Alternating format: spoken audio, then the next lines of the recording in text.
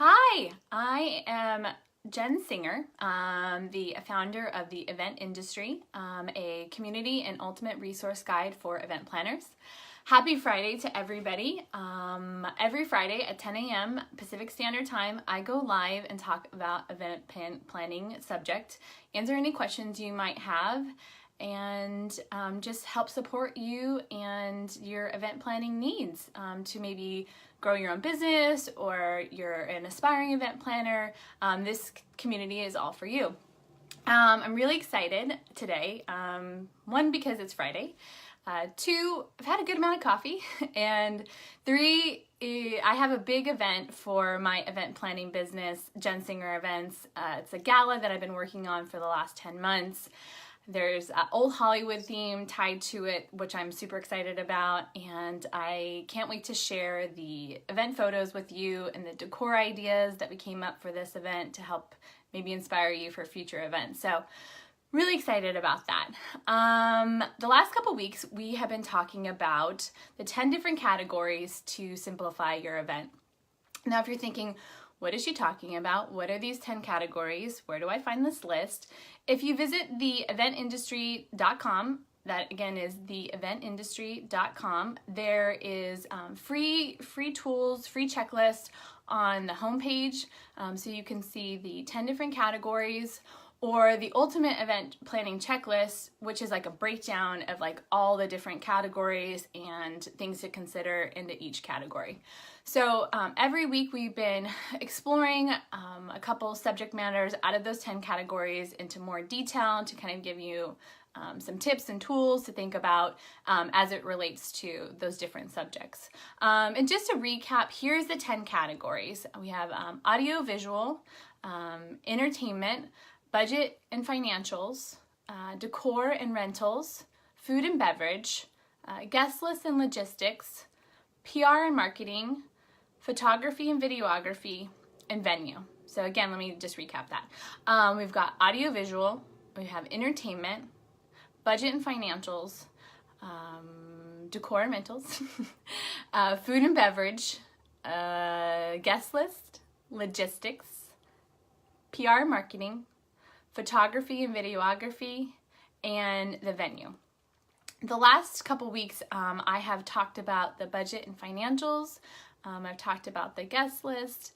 We've discussed a bit about selecting your venue, what to look for in a venue search.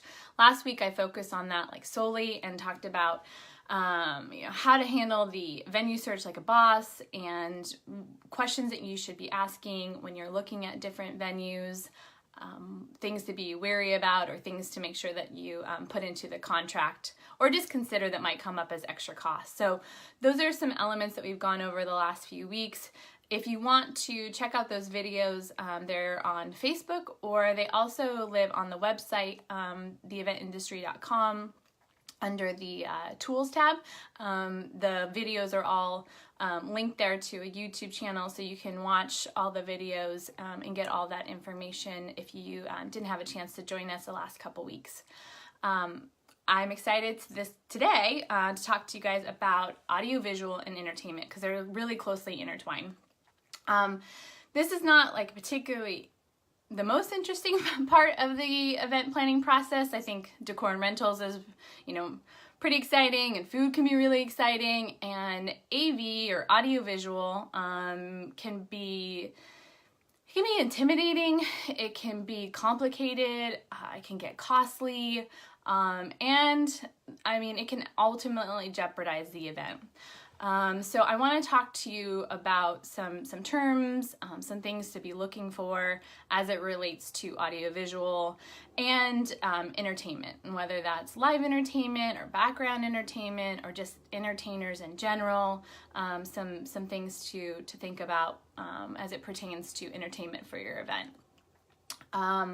Okay, so what is audiovisual, or other known as AV? Basically, AV stands for audiovisual, and this can encompass everything from a microphone to the speaker to power, screens, even the extension cords, Any lighting, that definitely is coming under the audiovisual. A lot of your audiovisual companies will supply the stage, the backdrop, podium, whether the podium has a microphone attached to it or you have a microphone separate. And then you go down the trap of microphones. That's like a whole another thing of whether they're handheld or lectern, and we'll explore that another time. But there's definitely a lot of options when it comes to the microphone elements and the AV details. One of the things that I want to point out, because this has come up for me in so many different events, is do not rely on the in-house AV system or the in-house sound system. 9 times out of 9, it is not good, and there's feedback, or the sound quality is just not what you need, especially for a speaking program. If you're gonna make one announcement of bars open, or join us in the dining room, okay, use that in-house sound system, like no big deal. If you're gonna have the band, which I've had to do, the band connect to the in-house sound system and have that, just resonate around the restaurant, around the, the venue, it really is not good. And people just can't hear it. And then if you want to have any sort of speaking program, I've had too many experiences that I care to not even relive right now, of how wrong this has gone in the past of trying to use the in-house sound system. So I would encourage you, try to have an outside AV company bring in additional speakers and sound elements, because it will completely affect your event. You can do all this planning, you can have the most amazing food, you can have these awesome drinks, the decor looks great, everything's great, and they can't hear the speaker, or they can't do the fundraising element because no one can hear them, or the entertainment sounds all choppy, and you just done all this work and no one can hear it, and it's the most frustrating thing as a guest and also as a planner. So lessons learned from my experience.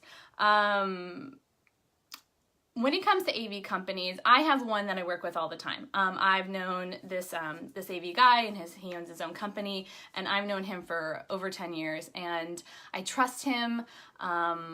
He's super reliable. He brings extra stuff, so if something goes wrong with the microphone or a speaker or something, I mean, he just has this bag of tricks to solve any problem, and that's kind of what you need. I mean, you need a bag of tricks as a planner for 1,000 things. Another time we'll definitely go into that, but you definitely need your AV company to also be very prepared for equipment malfunctions and stuff. And so I would recommend finding a partner, AV company that you really like, and work with them on a consistent basis. They'll also give you a better deal. They'll outshine the competition, tenfold.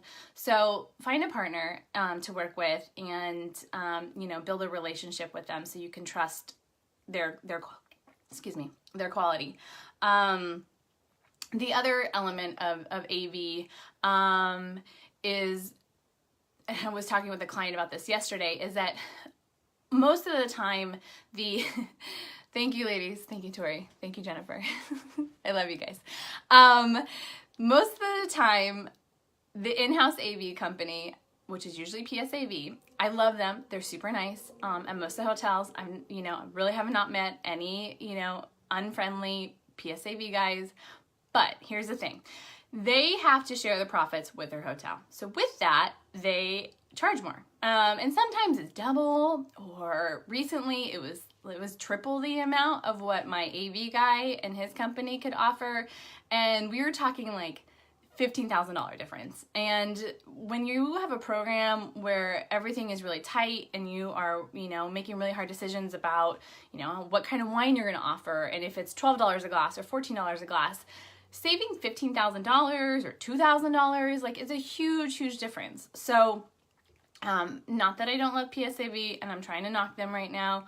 There are times, when I do events in San Francisco, where there's unions up there and you have to use the in-house AV or there's hotels that make the, not using the in-house AV, like the fees super high. So there are times where it's really convenient and recommended to use in-house AV. So I'm not trying to dissuade that whatsoever, but I would say that a lot of times go with outside company or just get a couple quotes, like compare the numbers. I'm sure there's going to be a huge difference. And if you need to save a couple grand, bring in an outside company is usually recommended. Another AV aspect that's super important is power. If you're dealing with a hotel, power's not, a big deal. There's tons of power. Sometimes they charge you for power, and you need to consider that with the budget.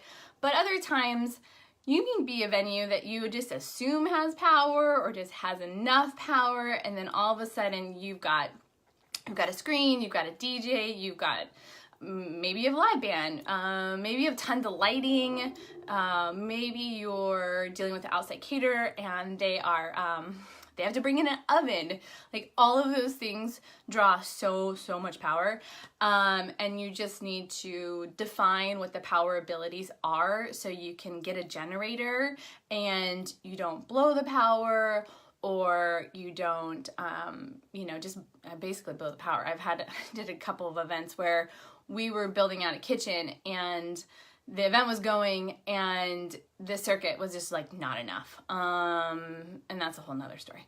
But basically it was not enough, and the oven and the fryer kept like tripping the circuit in the kitchen area, and it was really affecting how fast we were cooking the food, which was affecting like how the guests were getting fed and how quickly, and they were getting really frustrated, and it was all related to the power. So I just warn you, like if the power is dodgy, order a backup generator. They're not super expensive, and they could be a lifesaver a million times over for your event, where you just avoid situations like that. So power is an important thing. Another aspect of audiovisual is lighting.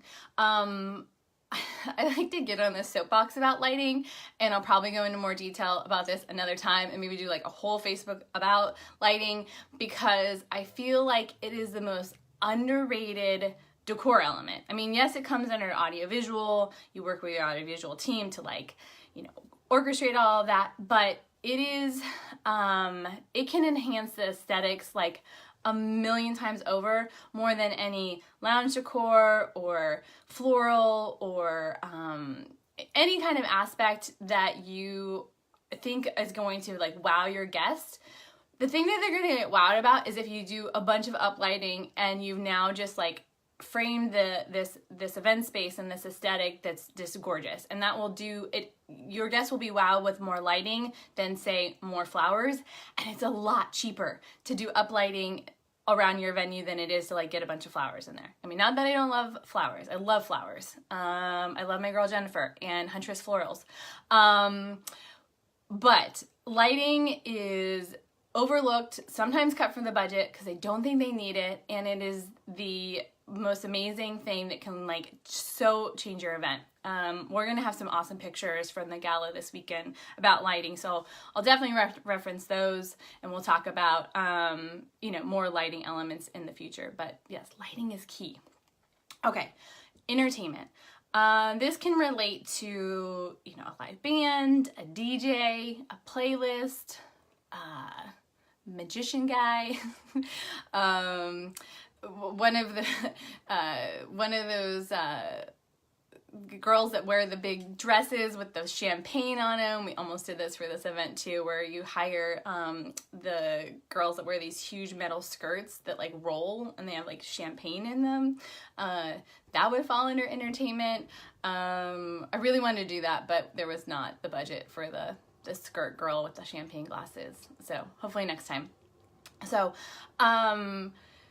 dealing with entertainers can be easy, it can be challenging, it just depends, I think that's dealing with people. The biggest thing that I would recommend is have everything up front, have all the expectations, talk about all those details up front of what they're expecting. And a lot of this applies to bands if they need their own special room, or a lot of times because they're going to be there for a good amount of time with like the setup time frame and the sound check and then the performing time, like more times, like almost like 100% of the time, that you need to feed them, something. So you need to budget for that.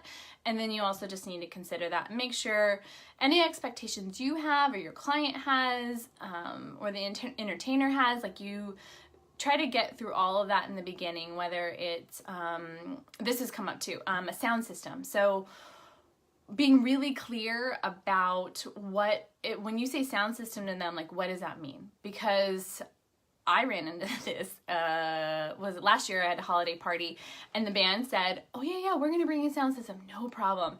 And they brought like a speaker, which for 300 people that had like an indoor space and an outdoor space, and we took over this whole restaurant, and that was just not enough sound at all. So now I get like very specific of like, how many speakers are you going to bring? Are you going to be bringing a sound mixer? If you have to use different band members and different, see, comes into the play of being really intimidated, because some of the stuff, like, I don't know what a sound mixer does, but I know now that it's important because they didn't bring one, and my AV guy was there and he had one in his bag of tricks, so he totally saved the day, and that's why I love him.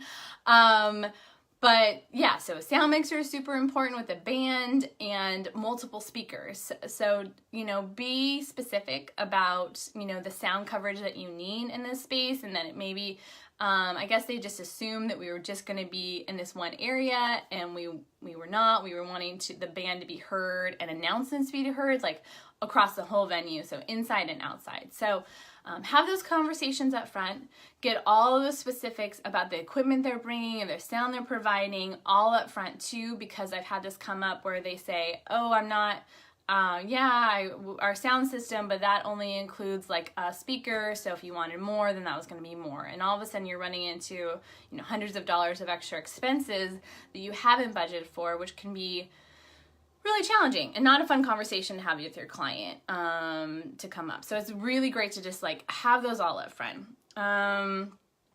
What's another thing? Proof of insurance. Okay. You definitely want to make sure that all of your vendors, your entertainers, your bands, your DJs, that you clearly define that they will need to provide a proof of insurance for the venue, for you to know that if something happens with their equipment or their stuff they're bringing in, like, you are not personally liable, the venue's not liable, your client's not liable, like, release yourself of all that liability. It seems like a no-brainer, but again, this is the situation that I came across a couple years ago, and the band just said, oh, we've never had to provide a proof of insurance. We don't even have insurance. And I just was like, that's crazy. I mean, why do you not have insurance? Like, you have the most flammable stuff that could go wrong at the event. Like, you should have insurance. So I just now have that conversation, like, just make sure that they know that they need to provide insurance for you and the other parties to make sure that they're covering yourself. Okay, lastly about entertainment, having an iPod and a speaker system as your background entertainment is not the worst idea. It actually is like great and can be all you need. So sometimes, like, overthinking entertainment of like, oh, we need someone to play the guitar and coordinating all of that, when all you really need is to maybe just rent a speaker on a stand with a microphone. And I have like a whole separate AV company that they're like a wholesale rental company, and it's like, I don't know, it's under $100 for me to just rent this like portable sound system and a cord to plug in my phone or an iPod or whatever to play a Spotify list or a Pandora station or something like super, super simple. So there's that background music during the cocktail reception because you don't want it, like awkwardly quiet, and it literally is all you need, and it could be super easy. So, consider that for events of maybe that option, something you want to entertain, for lack of a better word. Okay, so the takeaways from today. Do not rely on the in-house sound system. Not that that means that you don't love your venue or their sound system, but not enough to jeopardize your event and make it so no one can hear the speakers or the entertainment. Find an AV company that you love, develop a relationship with them so you can trust them. They give you a great deal so you can pass that deal on to your clients. I do that for my group too.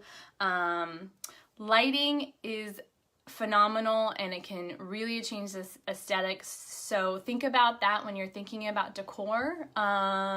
You know, maybe budget a little less for florals, maybe a little less for some of the rentals, and invest in some lighting. Communicate all details with your entertainment groups up front so everybody's on the same page. And have a playlist. Could be just the easiest alternative for your entertainment or background music needs. All right, well, thank you for joining me today, and hopefully I'll see you next Friday or any Friday in the future at 10 a.m. Pacific Standard Time. This has been the event industry. If you have any questions, I'd love to take those right now. If not, you can access any more resources or tools at theeventindustry.com. All right, thanks. Have a great day, Friday.